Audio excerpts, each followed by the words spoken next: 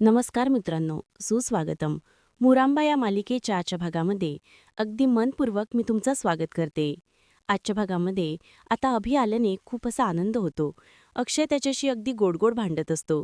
तर आरोही म्हणते की तुमच्यापेक्षा आम्ही तरी छान असं भांडतो. तेव्हा तो आरोहीला म्हणतो, अगं तुला तर माहितीच नसेल की आमच्यामध्ये किती भांडण होत असते आणि आम्ही एकत्र येत असतो म्हणून. मात्र आता दोघेही अगदी एकमेकांना घट्ट अशी मिठी मारतात. सगळ्यांना फार असा मोठा आनंद झालेला आहे. अक्षय विचारतो की काय अभि कसा आहे. तर अभि म्हणतो की मस्त आहे सगळेजण. मात्र आता अभि दादाला भेटून आता म्हणजे कॉलेजवर निघून जातात. शाळेमध्ये पेपर असतात म्हणून. सगळी मुलं निघून गेल्यानंतर आता मयुरी आनंद हे सुद्धा अभिला भेटतात. मस्त आता गळाभेट घेतात. मयुरी सुद्धा घट्ट अशी अभिला मिठी मारते आणि काय अभि तू कसा आहेस असं प्रेमाने विचारते. अभि म्हणतो की खूप मस्त आहे. मला तुमच्याबरोबर आता खूप अशा गप्पा मारायच्या आहेत. त्यावरती आता अक्षय म्हणतो की आय विश मला तर खूपच मस्त वाटलं असतं आणि गप्पा मारायला तर सांगूच नको. परंतु आता मला शाळेवर जावं लागेल. जर मात्र मी नाही गेलो, उशिरा गेलो तर रमा माझी बॉस आहे ना, ती माझ्यावर ओरडेल. आता अभिला हसू येते. मी आत्ता जातो आणि लवकर येतो. अभि आता हसतो आणि पुन्हा आता घट्ट अशी मिठी मारून एकमेकांना भेटतात. येतो आणि बाय करून आता अक्षय निघून जातो. मयुरी म्हणते की लवकरात लवकर ये. त्यानंतर अभि, आनंद आणि मयुरी यांची खूप मस्ती सुरू असते. त्यानंतर आता इकडे कॉलेजवर. त्यानंतर मात्र आता इकडे जो क्लार्क आहे तर तो मात्र अक्षयला ते एक रमणी दिलेलं लेटर आणून देतो की अक्षय सर हे बघा यामध्ये यादी आहे. त्याप्रमाणे आता परीक्षेच्या शेवटच्या दिवशी मुलांना गोडसं जेवण बनवायचं आहे. तर त्याची ही यादी आहे. आणि अक्षय आता ती यादी बघतो आणि त्यात म्हणजे साऱ्या गुलाबाच्या पाकळ्या अगोदर असतात. अक्षय इकडे तिकडे पाहतो आणि ते गुपचूप गुलाबाच्या पाकळ्या आपल्या हातामध्ये घेतो आणि त्याकडे बघून तो हसतो आणि म्हणतो की गोड ओके. नंतर आता अक्षय ते लेटर वाचतो. त्यामध्ये असं लिहिलेलं आहे की प्रिय, अहो तुम्ही पुन्हा एकदा माझ्या चांगल्या आणि वाईट अशा सगळ्या काही चुका स्वीकारून तुम्ही मला स्वीकारलं. माझ्यासाठी तुम्ही आजपर्यंत खूप काही केलं. म्हणूनच तुम्हाला आज मला डेटवर घेऊन जायचंय. आपण त्या दिवशीसारखं परत एकदा फिरायला जाऊयात. प्लीज त्या दिवसाची आत्ताच त्यांना दोघांनाही आठवण होते. आणि आता मात्र मला माहिती आहे की तुमच्या मनामध्ये एक प्रश्न असेल की कुठे जायचं आणि ते सरप्राईज असेल. त्यामुळे मी तुम्हाला कसं सांगणार. चला लवकरात लवकर माझ्याबरोबर तुम्ही डेटवर या. आणि सॉरी खरंच याल ना तुम्ही तुमच्या बायकोबरोबर डेटवर फिरायला. तुमचीच 2 विनया. आणि अक्षय आता खूप खुश होऊन असतो. त्याला खूप आनंद होतो आणि तो पुन्हा त्या गुलाबाच्या फुलांच्या पाकळ्यांचा वास घेतो आणि ते लेटरकडे बघून हसत असतो. तेवढ्यात अक्षयला खूप हसू येत असतं. अक्षय आता शिट्ट्या सुद्धा वाजवतो. तेव्हा बाकीचे तेथील जे काही शेफ आहे तर ते अक्षयकडे बघून हसत असतात. अक्षय मात्र मस्त शिट्ट्याच वाजवत असतो. सगळेजण त्याच्याकडे बघतात आणि खुश होतं तो गाणं गुणगुणत सुद्धा असतो. तो त्याच्या नादामध्ये गाणं गुणगुणतो. तेव्हा आता तो दुसरा शेफ म्हणतो की अक्षय सर, आम्हाला माहिती आहे की रमा मॅडमने तुम्हाला लव्ह लेटर पाठवलेलं आहे. नाही ते इतके खुश तुम्ही केव्हाही झाले नसतात. आता अक्षय म्हणतो की काय बोलतात. आणि आता अक्षयला ते जा म्हणतात. आम्ही सगळं काही काम करतो, तुम्ही काही काळजी करू नका. त्यावरती आता अक्षय म्हणतो की नाही, मी अगोदर काम महत्वाचं आहे, काम संपवतो आणि मग नंतर मी घरी जातो. आणि आता तो पुन्हा गाणे गुणगुणायला अगदी खुशच सुरुवात करतो. त्यानंतर इकडे अभि घरी मात्र मयुरीला म्हणतो की ताई हे बघ, मला एक ड्रेस दिसला आणि हा ड्रेस तुला खूप आवडेल, त्यामुळे मी तुझ्यासाठी आणला. आता अभिने प्रत्येकासाठी गिफ्ट आणलेला आहे आणि तो प्रत्येकाला देतोय सुद्धा. आणि मयुरी मात्र तो ड्रेस बघून इतकी खुश होते आणि ओ माय गॉड, खरंच किती छान आहे अभि, खूपच छान, मला खूप आवडला. सगळेजण पुन्हा खुश होऊन हसतात. आणि पार्वती आजीसाठी सुद्धा त्याने मस्त साडी आणलेली आहे.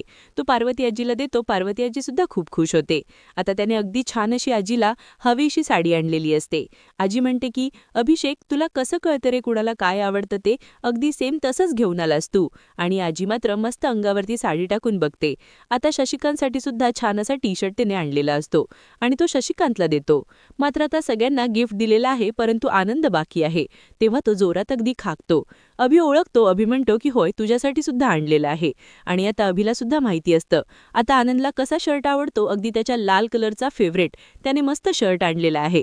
तो बघून मात्र आनंद खूप खुश होतो आणि म्हणतो की खरंच अभ्या, तुला कसं कळतं रे इतकं माझा हा कलर आवडता आहे म्हणून. सेम टू सेम अगदी मस्त शर्ट तू आणलास. आणि आजी बघ काही पण म्हणतो, अभ्याची जी चॉईस आहे तर ती कॉलेजमधनं अगदी बेस्टच आहे. त्यावरती अभि असतो आणि म्हणतो की फायनली याने पेंडिंग शोधलं की काय. आनंद म्हणतो की ए गप रे तू, अजून सुद्धा तोच अभि आहेस. तेव्हा आता पार्वती आजी म्हणते की अरे तो सुद्धा मुकादमच आहे. आता पार्वती आजी म्हणते की अभिषेक, मी तुला जे काही सांगत आहे ते आता ऐक.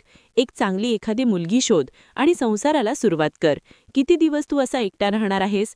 तर आनंद म्हणतो की जाऊन दे ना आजी, अगं तू एकटा आता खुश आहे, आनंदी आहे, कशाला लग्नाचा विषय काढतेस? त्यावरती पार्वती आजी म्हणते की आता तुम्ही तरुण आहात, त्यामुळे तुम्हाला ते नाही कळणार. एकदा वय झालं आणि आसपास खूप गर्दी असून सुद्धा आपल्या मनातील बोलण्यासाठी आणि बोलायला मन मोकळं करायला जर आसपास जोडीदाराची गरज नसेल, तर तेव्हा आता आपल्याला जोडीदाराची गरज काय असते हे कळतं.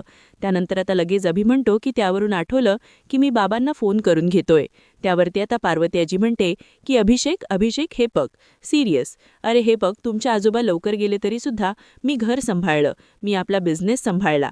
त्यावेळेस मात्र मी माझ्या गुरमीमध्ये होते, पैसा आहे, नाव आहे, रुबाब आहे, मग मला कोणाची काय गरज? आता कुठे मला असं वाटतं, कारण आपल्या घरामध्ये हे जे काही सगळा प्रकार घडून गेला आणि त्यावेळेस जर ते माझे जोडीदार माझ्यासोबत असते, त्यांचा मला किती आदर वाटला असता. मला शशिकांत आहे आणि रमाला अक्षय आहे. त्यावरती आता आनंद म्हणतो की हो आनंद, एकदम खरं आहे. आणि हे बघ ना, अरे तुला कलेची आवड होती, त्यात तू काहीतरी करू शकला असता. आणि मला असं वाटायचं की हा बालिशपणा आहे, म्हणून मी जान्हवीसारखी मुलगी तुझ्यासाठी निवडली होती की जिच्यात बालिशपणा आहे. वाटलं होतं की ती बिझनेसमध्ये तुला ओढून लिहील, परंतु सगळं काही आपल्याला हवं असतं, आपल्या मनासारखं काही होत नसतं. खरं तर न चूक जान्हवीची आहे न चूक तुझी आहे, चूक तर माझी आहे. तेव्हा लगेच पार्वती आजी म्हणते की हो, चूक माझीसुद्धा होती, कारण आपण त्यावेळेस सीमा म्हणत होती आपल्याला की आनंदासाठी अगदी साजेशी त्याला हवी अशी मुलगी आपण शोधूयात. त्यावेळेस मी ऐकलं नाही, कारण जान्हवी ही श्रीमंत होती. त्यावरती मयुरी म्हणते की आजी, आता बास झालं, जो भूतकाळ होता झालं ते झालं, त्यामुळे तो उकरून काही उपयोग होणार आहे का? आणि मयुरी अभिला म्हणते की अभि, तू सुद्धा माझं ऐकून घे, छान आता मस्त नव्याने सुरुवात कर. दीपक, तू आता आमच्या सगळ्यांच्यासाठी अगदी छान छान असे महागडी गिफ्ट आणलेले आहे, त्यामुळे खरंच कळतं की तुला म्हणजे तुझा जॉब चांगला आहे, अगदी सगळं काही तुझं चांगलं सुरू आहे. तर तू सर्व काही अगदी मनापासून कर, म्हणजे तुला तेथेच अगदी छान अशी समजूतदार मुलगी मिळेल.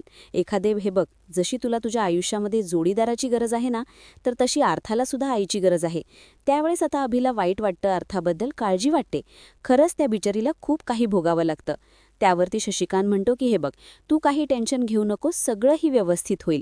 अक्षय आणि रमा या दोघांचं आपण मार्गी लावलं, आता तुमचंसुद्धा एकेकाचं आपण असंच मार्गी लावून टाकू, डोंट वरी.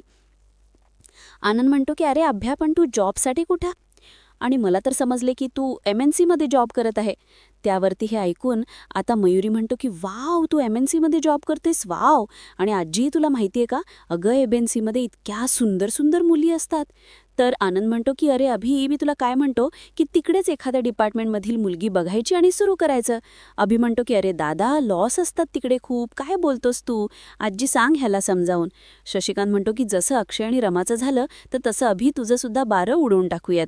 अभि आता जोरजोराने हसतो आणि म्हणतो की काका अहो, हे तर माझ्यापेक्षा मोठे आहेत दोघं, मयुरी आणि आनंद, त्यांचं अगोदर व्हायला पाहिजे. तेवढ्यात आनंद म्हणतो की अरे एक मिनिटं अभि, अभ्या, मला 12वरून आठवणं, अरे हे बघ, 5 वर्षात मात्र झेडपीच्या त्या बुला घालून अगदी नारंगी पाणी तर म्हणजे वाहिलेलंच नाही मुकादमांचं. आज आज काय म्हणतो, म्हणजे त्यांना तर पार्टी करायची असते मस्त. अभि म्हणतो की याचा तोरा मात्र अजून तसाच सुरू आहे. तर शशिकांत तयार असतो. शशिकांत म्हणतो की चला चला चला तर करूयात. त्यानंतर आता अक्षय मात्र खूप छान तयार झालेला आहे. तो आता कामावरून अगदी मस्त शिट्ट्या वाजवत, अगदी इतकं गाणं गुणगुणतच आता गाडीमध्ये बसतो. आरशामध्ये आपला चेहरा वगैरे बघतो आणि आता मात्र छान छान असं आपल्या अंगावर परफ्यूम अगदी तो म्हणजे लावत असतो. आणि तेवढ्यात आता गाडीतच आर्था आणि आरोही लपलेले असतात आणि त्या लगेच आता अक्षय आता इतका छान तयार होत आहे, शिट्ट्या वाजवत आहे, गाणं गुणगुणत आहे आणि एकदम असं वाव असं म्हणतात. आणि आता बाबा बघ ना, तुझ्या परफ्यूमचा वास किती छान येतोय. आता अक्षय खूपच अगदी घाबरल्यासारखा होतो, कारण कावरा बावरा होतो. आर्था म्हणते की वाव वाव वाव. आता लगेच अक्षय त्यांना विचारतो की तुम्ही गाडीमध्ये काय करताय? वरती आता आर्था आणि आरोही दोघे विचारतात की काय काय करतायत, म्हणजे नक्की काय? आता पार्थसुद्धा तेथे येतो. आता मात्र पार्थ त्याला विचारतो की काका, अरे तू आरोहीला सोडून चाललेला आहेस का? त्यावरती अक्षय नाही असं म्हणतो. आता पार्थ लगेच विचारतो की तू तिला विसरलास? अभि म्हणतो की अरे अरे पार्थ, आम्ही कुठेही नाही चाललोय, आम्ही इथेच आहोत, इथेच कुठे नाही चाललो. त्यावरती आता लगेच आरोही विचारते की अरे मग तू इतका स्पेशल असाच कुर्ता का घातला बरं? आर्धा विचारते की कुठे चाललायस? अक्षय म्हणतो की इथेच चाललो, गावी थोडंसं. तर आता सगळेजण विचारतात की कुठे चाललास? तर आता अक्षय म्हणतो की गणपतीला, आईच्या गणपतीला. हे ऐकून आता आरोही म्हणते की वाहीच्या गणपतीला, अरे बापरे वाव. आणि वा, खरंच का चाललास पण तू? त्यावरती आता अक्षय म्हणतो की का, म्हणजे अक्षय म्हणतो की चा म्हणजे देवदर्शन करावे, मन प्रसन्न होतं. आता आरोही म्हणते की हो का, मग मला सुद्धा मन प्रसन्न करायचंय आणि मला सुद्धा देवबाप्पाचं दर्शन घ्यायचंय, मी सुद्धा तुझ्यासोबत येते. अक्षय म्हणतो की हो का, आणि हे बघ काहीच हरकत नाही, परंतु आरू अगं तू माझ्यासोबत आली तरी मला काही हरकत नाही, परंतु तू एकदा आईला किंवा आजीला जाऊन विचार बरं. वरती आर्था म्हणते की आता काकूला विचारलं तर काकू म्हणतात की तुला विचार, मग तू म्हणतो की काकूला विचार, काकू म्हणते की त्याला विचार. मग आता दोघे जण असं म्हणतात, मग नक्की विचारायचं तरी कोणाला. म्हणून सगळेजण अक्षयची छान अशी गंमत करत असतात आणि तेवढ्यात तिथे तारासुद्धा येते. आता मात्र अक्षय म्हणतो की चला तुमची जर इच्छा असेल तर तुम्ही दोघीसुद्धा माझ्यासोबत चला, काही हरकत नाही. आणि तेवढ्यात तिथे तारा येते. तारा म्हणते की नाही, ते दोघी नाही, अगदी गरज नाही, पण मला सुद्धा तुमच्यासोबत यायचे, मला घरात बसून इतकं बोर झालेलं आहे. पार्थ म्हणतो की मी सुद्धा येणार. आता आर्था आणि आरोही म्हणतात की हो ताराताई, तुझे एकदम करेक्ट आहे, हां करेक्ट, चला सगळेजण चला. अक्षय म्हणतो की हो सगळेजण चला, बसा बरं गाडीमध्ये, पण सगळे जाऊयात. तेव्हा आता सगळे मुलं खूप हसत असतात. तेव्हा लगेच आता आरोही म्हणते की अरे वा वा बाबा, आई तुला डेटवर घेऊन जाणार आहे, मग आम्ही कसं येणार बरं. तेव्हा आता हे ऐकून अक्षय म्हणतो की खरंच काय डॅमेजपणा करता, हां, तरी तुम्ही इतकी डॅमेज असतात माहिती नव्हतं. उतरा उतरा, लवकरात लवकर खाली उतरा. म्हणून अक्षय त्या सगळ्यांना आता खाली उतरवायला सांगतो. आणि सगळेजण मुलं अक्षयची फारशी गंमत करत असतात. जण अक्षयला उडवत असतात, अक्षयची जिरवत असतात, म्हणजे चिडवत असतात. त्याला काय बाबा वाव, तू डेटवर जाणार आहे, ते पण आईच्या सोबत. सगळेजण आता खूप हसतच आतमध्ये निघून जातात. अक्षय म्हणतो की चला बाय बाय. अक्षय तर खूप खुश होतो. तो रमाची वाट पाहत असतो आणि म्हणतो की रमा चल लवकर, लवकरात लवकर बाहेर ये. आता इकडे रूममध्ये अभि त्याच्या सरांशी बोलत आहे, कारण तो म्हणतो की हे बघा सर, 2 दिवस फक्त माझ्या भावाचं लग्न होतं, त्यासाठी मी इकडे आलो, मला 2 दिवसाची सुट्टी द्या प्लीज. आणि मला माहिती आहे की मी तुमच्याकडनं पैसे घेतलेले आहेत उधार, परंतु प्लीज 2 दिवसात मी तुमचे सगळे काही पैसे फेडेल, परंतु प्लीज. आणि मला सर प्लीज, मला माहिती आहे की मी मागचे सुद्धा तुमचे काही पैसे बाकी आहेत, सगळे जे पैसे आहेत ना, मी प्लीज मला थोडासा वेळ द्या, मी तुमचे पैसे परत नक्की करेल, माझ्यावर विश्वास ठेवा. असं जेव्हा आता फोनवर बोलत असतो तेवढ्यात आर्था तेथे येते. आर्थात हे सर्व काही ऐकते आणि म्हणते की बाबा. आता बाबा म्हटल्यानंतर अभिला खूप मोठा एक धक्का बसतो. आता अभि लगेच सरांना म्हणतो की मी तुम्हाला थोड्या वेळानंतर कॉल करतोय, थँक्यू सर, थँक्यू. असे बोलून मात्र तो आता फोन लगेच कट करतो. आता आर्था विचारते की बाबा काय झालं, तुम्ही कोणाशी बोलत होतात आणि असे पैसे वगैरे द्यायचेत, असे नक्की कार म्हणत होतात तुम्ही.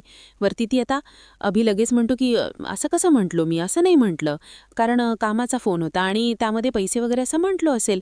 म्हणून तो आर्थापासून लपवण्याचा प्रयत्न करत आहे. वरती आर्था विचारते की खरंच ना बाबा, तू माझ्यापासून काही लपवत तर नाही ना.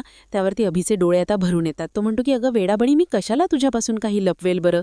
परत तिला हसवण्यासाठी म्हणतो की अगं कामाचा फोन होता, तू नको जास्त विचार करू, चल बरं आता जेवायला घे, चल लवकरात लवकर, तू सुद्धा आलोस हो, बरं पुढे आलो मी. लगेच आता आर्था अगदी मंद पावलांनीच बाहेर जाते. तिला आता टेन्शन आलेलं आहे आणि आता ती बाहेर गेल्यानंतर अभि लगेच दरवाजा बंद करतो. आता अभि स्वतःला म्हणतो की खरंच म्हणजे मला सगळ्यांनी माफ केलं पाहिजे, मी सगळ्यांची खोटं बोलत आहे, कारण मी कोणत्याही MNCमध्ये काम करत नाही आणि आता खरंच मला पैशांची गरज आहे, ती रमाच करू शकते आणि रमालाच मात्र मला आता सगळं काही सांगावं लागेल. तीच मला आता या संकटातून बाहेर काढू शकते आणि मला तीच पैशांची मदत करू शकते. एकदा मला रमाशी बोलावं लागेलच. नंतर बाहेर मात्र अक्षय रमाची वाट बघून बघून पूर्ण थकलेला असतो. तो म्हणतो की अरे यार रमाला आवाज देतोय. आता मात्र तो रमाला फोन करतो. आता रमाचा फोन मात्र गाडीमध्ये वाजत असतो. आता गाडीमध्ये तो फोन घेतो आणि बघतो आणि परत रमा असा जोरात आवाज देतो. आणि त्यावेळेस रमाच्या मोबाईलवर अण्णांचा मेसेज आलेला आहे आणि अण्णा म्हणतायत की साईला ते भेटले, पण मात्र अण्णा हे असे फक्त मेसेज का करत असतील, फोन का करत नसतील आणि फोन का घेत नसतील, नक्की ते का वागतायत. त्यानंतर आता इकडे जे काही साई सरांना सोडवायला गेलेला ड्रायव्हर आहे तर तो येतो आणि म्हणतो की सर, गाडीची किल्ली द्यायला आलेलो आहोत. त्यावरती आता अक्षय त्याला विचारतो, तुम्ही तेच आहात ना की ज्या दिवशी तुम्ही साई सरांना सोडवायला गेला होतात. आता तो ड्रायव्हर म्हणतो की हो, साई सरांनी आणि संध्या मॅडमनी मला बसस्टॉपला सोडवायला सांगितलं होतं, तेथून मात्र ते दोघे कुठेतरी गेले बसने. त्यावरती अक्षय विचारतो की नक्की कुठे गेले आणि कोणत्या बसने गेले. आणि आता तो म्हणतो की मला माहिती नाही, परंतु हा साई सरांचा फोन आहे. आता अक्षय म्हणतो की साई सरांचा फोन आणि सर ही गाडीची किल्ली, आणि सर हे बघा, साई सर असं बोलले होते की हा कंपनीचा फोन आहे, त्यामुळे तो फोन अक्षय सरांकडेच दे. त्यावरती आता अक्षय विचारतो की अरे पण तो 2 दिवस कुठे होता आणि हे सगळं देण्यासाठी तो 2 दिवस का लावलेत. मात्र आता तो ड्रायव्हर सांगतो की सर, मी साई सरांना सोडून माझ्या गावाला गेलो होतो आणि आजच मी परतलो, आणि हे बघा सर, गाडी ही अण्णांच्या घरी लावलेली आहे. तेव्हा आता अक्षय म्हणतो की ठीक आहे थँक्यू. वरती आता अक्षय या सगळ्याचा विचार करून आता विचार करतोय की नक्की साईला सुद्धा सगळे कॉन्टॅक्ट तोडायचे आहेत. तर नंतर मात्र अण्णांचा मेसेज पुन्हा साईच्या मोबाईलवर येतो. आता अक्षयकडे हा सुद्धा फोन असतो. त्यामध्ये आता अण्णांनी असा पाठवलेला मेसेज आहे की साई हे बघ, मी रमाशी खोटं बोललो. तिला असा मेसेज पाठवला की मी साईला भेटलेला आहोत. आता तुला जर रमाने विचारलं तर तू तिला नक्की सांग की आपल्या दोघांची भेट झाली म्हणून, आपण एकमेकांना भेटलो म्हणून, आणि प्लीज मला वेळ मिळायला आला तर मी तुला सगळं काही खरं खरं सांगेल.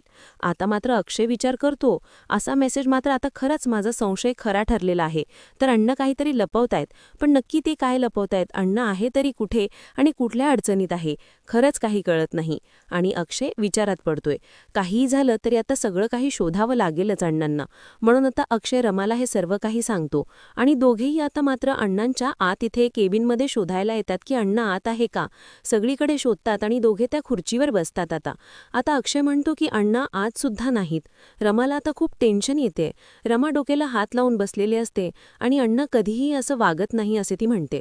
अण्णा घरात सुद्धा नाहीत आणि ते कधीही असे नाही वागत. ते कुणालाही न सांगता कुठे जात नसतात. त्यामुळे काहीतरी नक्कीच प्रॉब्लेम आहे आणि तो प्रॉब्लेम काहीतरी खूप मोठा आहे. तर आणि खरंच मी किती स्वार्थी वागले. माझ्या आनंदाच्या भरात मात्र मला खरंच काही कळालं नाही की अण्णांना काहीतरी टेन्शन आहे. अण्णा असे मला न सांगता कुठे गेले. मी अण्णांचा विचारच केला नाही माझ्या या आनंदाच्या जगात. त्यावरती आता अक्षय म्हणतो की रमा प्लीज तू स्वतःला असं दोष देऊ नकोस. आता रमाची खूप चिडचिड होत असते.